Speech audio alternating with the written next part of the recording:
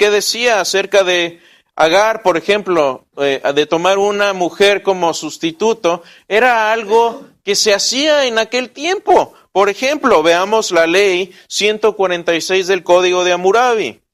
Si uno tomó una esposa de primera categoría, piensa en Sara, y ella le dio una esclava a su marido, sí, la esclava, y ella le dio una esclava a su marido Agar, por ejemplo, y si la esclava tuvo hijos, y si luego esta esclava es elevada, es decir, en el aprecio del esposo, a igual categoría que la patrona por haber tenido hijos, entonces su patrona no la venderá, la marcará y tendrá entre sus esclavas. Esa era la ley del Código de Hammurabi. Es decir, que no se le suban los humitos por haber tenido un hijo. Era para tratar de evitar que suplantara la autoridad de la patrona. ¿Se dan cuenta? Bueno, ya tenemos una ley para lo que está considerando hacer Abraham, y de hecho que es lo que hace. Entonces, es muy interesante, mis hermanos, ver que lo que está haciendo Abraham, casi 2000 años antes de Cristo, es consistente con las costumbres de la época en ese lugar. ¿Qué me dice eso? Me dice que Abraham fue una persona histórica. Porque imagínense hoy en día tratar de inventarnos leyes que se inventaron en Francia en el siglo XVI. ¿Podría uno de repente aquí agarrar y órale, vamos a inventárnoslo? Imposible. ¿Qué otra cuestión tenemos aquí? Bueno, tenemos la cuestión de los pactos. Bueno, ¿cómo se hacían los pactos en aquel tiempo? Bueno, tenemos evidencia también de esto. Pacto, la palabra hebrea es berit, esa es la palabra pacto. Y un pacto es simplemente un contrato entre dos partes, ¿sí? Lo hacemos todo el tiempo cuando compramos una casa, un auto, etcétera, ¿no? Entonces, un pacto o una alianza, un convenio o un acuerdo. ¿Cómo se hacían estos convenios, estos pactos? Bueno, tenemos, por ejemplo, un ejemplo con Abimelech, ¿sí? El rey de Gerar, que hizo un pacto con Abraham, y tenemos otro ejemplo, por ejemplo, tenemos 2 pactos que hizo Abraham con Dios. Bueno, es interesante que estos pasajes tienen una fórmula, y les decía, bueno, ¿qué tiene esto de importancia? ¿Cuál es la importancia de esto? Bueno, pues que viendo estas fórmulas de estos pactos, podemos darnos cuenta que lo que está haciendo Abraham era algo histórico, era algo que concuerda perfectamente con la historia de aquel tiempo. Por ejemplo, veamos.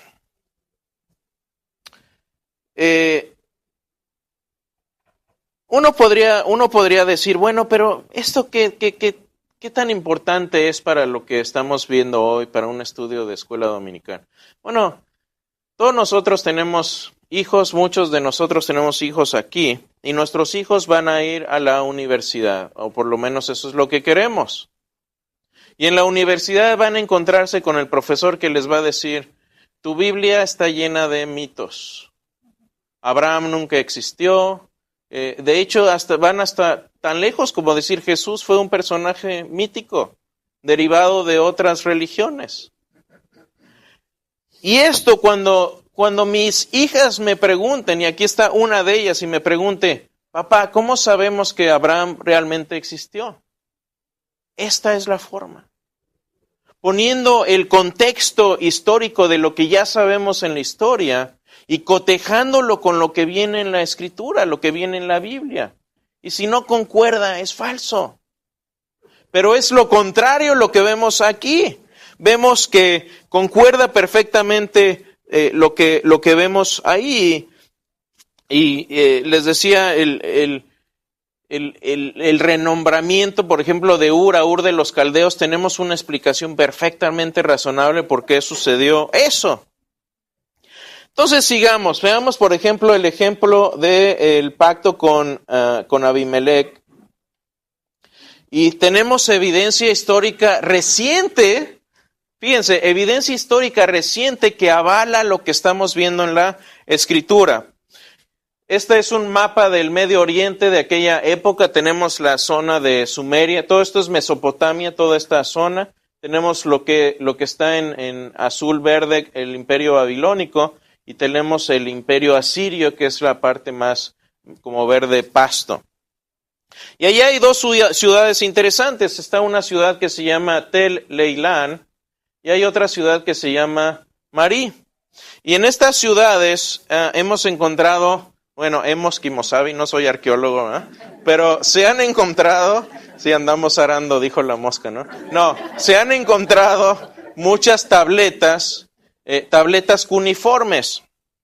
Por ejemplo, en este lugar, que es el palacio de un rey, que se llamaba Simri-Lim, ¿sí? Yo no le puse el nombre, así se llamaba, pero esto era una biblioteca antigua y tenemos más de 20,000 tabletas cuneiformes, tabletas con conocimiento ahí. ¿Y cómo sabemos que este lugar era una biblioteca y que pertenecía a este rey? Bueno, porque Hammurabi saqueó este lugar, atacó esta ciudad. El mismo que hizo el código Hammurabi atacó esta ciudad y sabemos cuándo lo atacó y por eso sabemos más o menos de cuándo son estas tabletas. Y estas tabletas establecen una fórmula o una receta de cómo hacer contratos. Es como decir, esta es la forma en que los contratos se deben hacer en aquel tiempo. Y la forma en que hacían contratos en aquel tiempo coincide perfectamente con los pactos que hace Abraham. Fíjense en esto. ¿Cuál es la receta de un pacto? Primero, tenemos testigos. Después de los testigos debe haber un juramento. Después del juramento debe haber condiciones. Es decir, si haces esto, yo voy a hacer esto. Si no me cumples, ¿sí? No seas deshonesto, etcétera, etcétera. Y finalmente hay una ceremonia, ¿sí? Acá le diríamos la firma o el apretón de manos o te doy mi palabra, o ¿sí? ¿Qué es lo que sucede? Por ejemplo, tenemos en Génesis 21, júrame por Dios. Sí, ese es el juramento que hace con Abimelech. Júrame por quién? Por Dios. Es decir, Dios es testigo de lo que estamos haciendo aquí. ¿Qué mayor autoridad que Dios? Y ahí mismo está incluido el juramento. Entonces tenemos ahí los testigos y el juramento. Y hay condiciones también. No obrarás falsamente, no harás esto, si no cumples, esto es lo que va a suceder. Pueden leerlo ahí en Génesis 21. Y finalmente tienen una ceremonia. Dice, Abraham tomó ovejas y vacas y se las dio a Abimelech. Hicieron un intercambio simbólico, ¿sí? para cimentar ese pacto. Pero también hay pactos religiosos, es decir, esto es un pacto que se hacía con Dios. ¿Cómo era el pacto como una divinidad? Y esto les digo, viene en estas tabletas también. Promesa de Dios al humano es la primera parte y después viene una confirmación con una señal. Interesante, ¿no? Pero eso es exactamente lo mismo que pasa con Abraham. Cuando Abraham habla con Dios en Génesis 15, le dice que su descendencia será innumerable. Es una promesa de Dios. Y le dice también que va a heredar la tierra de Canaán. ¿Y cómo confirma Dios este acuerdo o este pacto? Bueno, ¿se acuerdan que cae en sueño y empieza a haber oscuridad ahí? Y Dios hace un milagro y pone por ahí un horno con humo y con una luz ahí alumbrando, con fuego, donde no lo había. Hace Dios un milagro para confirmar esa señal. Y ahí lo pueden ver, Génesis 15, ahí está. Otra forma en que hacían esto, si vemos el pacto de Génesis 17, que otra vez hace una confirmación Dios con Abraham. Y ¿se acuerdan que al principio Abraham se escribe de esta forma? ¿Sí? Abraham. ¿Sí? Se escribe así. ¿Qué quiere decir Abraham? ¿Cómo? Padre de uno o padre, ¿no? Pero después le cambia el nombre, dice, tú vas a ser Abraham. Abraham, como dirían ellos. ¿Qué quiere decir Abraham? Padre de naciones o padre de muchos. Ahí está la canción de niños, ¿no? El padre Abraham tuvo muchos... ¿Cómo dice? ¿Cómo va? Ahí está. Y yo soy uno, ¿no? Uno soy, así con la... Hasta todos. Bueno, al final la cantamos si quieren. Bueno, Padre de Naciones lo renombra y después como símbolo, como confirmación de esa señal, le cambia el nombre. Tu nombre, cada vez que recuerdes tu nombre o escribas tu nombre o que escuches tu nombre, vas a recordar ese pacto. Esa es la señal que Dios le manda. ¿De qué otra forma? Le dice, hay otra parte de este pacto, le dice, de ti vendrán reyes. ¿Qué reyes vienen de él? Todos los reyes de Israel. Empezando con David y todos ellos. Y dice, confirmaré mi pacto contigo. Y finalmente, ¿qué es lo que hacen? Una ceremonia, una confirmación con la circuncisión. Y dicen, este será el signo de que ustedes son mi pueblo escogido. Entonces, esa es la forma en que demostramos de una manera muy razonable, usando arqueología, que Dios actuó históricamente en este tiempo, pero que no se nos quede nada más en conocimiento arqueológico, porque hay cosas que podemos deducir de esto, y quiero terminar con esto, con estos puntos para casa. Dice Génesis 15, vino la palabra de Jehová a Abraham. A veces decimos, Señor, ¿por qué no me hablas? Señor, ¿por qué no sé cuál es tu voluntad? ¿Por qué no sé para dónde ir? ¿Por qué a veces me siento sin dirección? Y a veces el problema es que no sabemos escuchar a Dios. Queremos que Dios nos mande un milagro, una señal, o que nos hable al oído y nos diga, dale para la izquierda, o para allá no, hay un accidente ahí, vete por el otro lado. Pero ya tenemos la revelación en la Escritura, y esa es la forma en que nos podemos dar cuenta cuál es la revelación de Dios. Escuchémoslo, aprendamos a escuchar la voz de Dios.